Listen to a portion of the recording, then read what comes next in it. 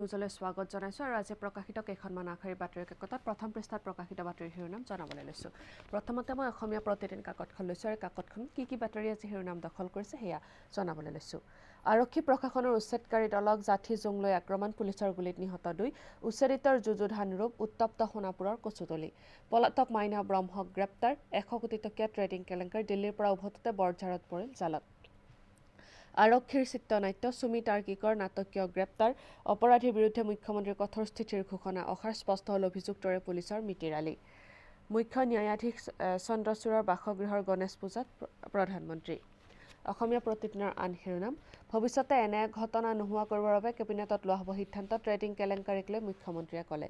বাধ্যত পৰি ছাত্ৰ সন্থাৰ পৰা অব্যাহতি ল'লে শংকৰজ্যোতিয়ে, শিৱসাগৰ আছুৰ উজনিৰ 7 জিলা সমিতিৰ বৈঠক। আনহাতে শদিয়াৰ ভুৱা এনকাউণ্টাৰ, অভিযুক্ত আৰক্ষী বিষয়া মৃণাল ডেকাৰ বিৰুদ্ধে গোচৰ ভুক্তভোগীৰ। এয়া আছিলে অসমীয়া প্ৰতিদিন কাকতখনত আজি প্ৰকাশিত বাতৰিৰ শিৰোনাম।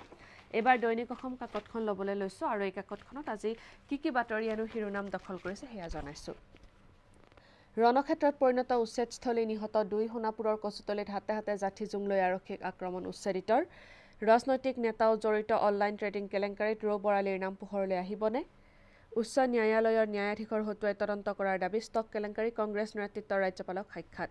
গ্ৰেপ্তাৰ হ'ল সুমি তাৰ্কিক, পলায়ন আৰু আত্মগোপনৰ নাটকৰ জৱনিকা, 5 দিনৰ আৰক্ষীৰ জিম্মালৈ ট্ৰেডিং কেলেংকাৰীত অভিযুক্ত দম্পতি। ডিব্ৰুগড় জিমখানা ক্লাবত ৰাজ অতিথ্য, ক'ত আছিল সুমি তাৰ্কিক? বিশালৰ ব্যৱসায়ৰ সৈতে জড়িত নহওক, বৰঝাৰ বিমানবন্দৰত জালত পৰিল মাইনাও ব্ৰহ্ম। দৈনিক অসমৰ আন শিৰোনাম, অৱশেষত সাধাৰণ সম্পাদক পদৰ পৰা অব্যাহতি শংকৰজ্যোতিৰ, 16টা সংগঠনৰ প্ৰতিবাদী সমদলে কপালে তৈলনগৰী। ন্যায়পালিকাৰ নিৰপেক্ষতাক লৈ সন্দেহৰ সৃষ্টি হয়, বিৰোধী মুখ্য ন্যায়াধীশৰ বাসভৱনত গণেশ পূজাত প্ৰধানমন্ত্ৰী। ৰাজ্যৰ বিভিন্ন জিলাত মহিলা সংঘৰ বিক্ষোভ, নাৰীৰ সুৰক্ষা নিশ্চিত কৰা, দাম বৃদ্ধি ৰোধ কৰা, স্মাৰ্ট মিটাৰ বাতিল কৰা, হাস্পতালৰ বৰ্ধিত মাচুল প্ৰত্যাহাৰৰ দাবী। 12খন বিশেষ ৰেলগাড়ী, নিয়মীয়া 2খনৰ যাত্ৰাৰ সম্প্ৰসাৰণ, তৃতীয় বৰ্গৰ পৰীক্ষাৰ প্ৰাৰ্থীৰ বিশেষ ৰেল সেৱা, 15 ছেপ্টেম্বৰত ৰাজ্যিক পৰ্যায়ত অনুষ্ঠিত হ'ব এই পৰীক্ষা। এয়া আছিলে দৈনিক অসম কাকতখনত আজি প্ৰকাশিত বাতৰিৰ শিৰোনাম।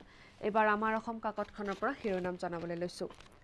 আৰক্ষীৰ গুলীত নিহত 2, উচ্ছেদিত। সোণাপুৰৰ উচ্ছেদৰ সময়ত বেদখলকাৰীৰ আক্ৰমণ, শীৰ্ষ আৰক্ষী আহত 22 জন। মুখ্য ন্যায়াধীশৰ ঘৰত গণেশ চতুৰ্থীত পূজা দিলে মোদীয়ে, প্ৰয়োজন হ'লে পদত্যাগ মমতাৰ হুমকি। ৰহস্যময় পৰিস্থিতিত সুমি তাৰ্কিকৰ আত্মসমৰ্পণ, 5 দিনৰ আৰক্ষী জিম্মাত। পদত্যাগ কৰিলে শংকৰজ্যোতিয়ে, পৰৱৰ্তী সাধাৰণ সম্পাদক সমীৰণ। IIT চৌহদত নিষিদ্ধ হ'ল সংবাদ মাধ্যম।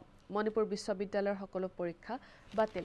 আমাৰ অসমৰ আন শিৰোনাম, ৰাজভৱনত দেৱব্ৰত, সঠিক তদন্ত বিচৰা নাছিল কংগ্ৰেছে, মন্ত্ৰী পীযুষ। বাও ৰাজনীতিৰ নক্ষত্ৰৰ পতন, সীতাৰাম য়েচুৰীৰ জীৱনাশন। ট্ৰেডিঙৰ নামত সংগৃহীত কোটি কোটি টকা ক'ত বিনিয়োগ হৈছে, সুমি ধৰা পৰিল দীপাংকৰ ক'ত, আৰক্ষী অন্ধকাৰত। দেহৰক্ষীলৈ BTR-ৰ কাৰ্যবাহী অৰূপ দেৰ গুণ্ডাৰাজ। আয়োগে অভিযুক্ত কৰা 14 জনক, SITৰ ক্লিন চিট, 23 ৰাজপত্ৰিত বিষয়াক চাৰ্জশ্বিট। এয়া আছিলে আমাৰ অসম কাকতত আজি প্ৰকাশিত বাতৰিৰ শিৰোনাম। প্ৰিয় দৰ্শক, সবিশেষ খবৰৰ বাবে চাই থাকিব ইচ্ছা নিউজ। আজিলৈ অনুষ্ঠানৰ পৰা ইমানতে বিদায় লৈছো। নমস্কাৰ।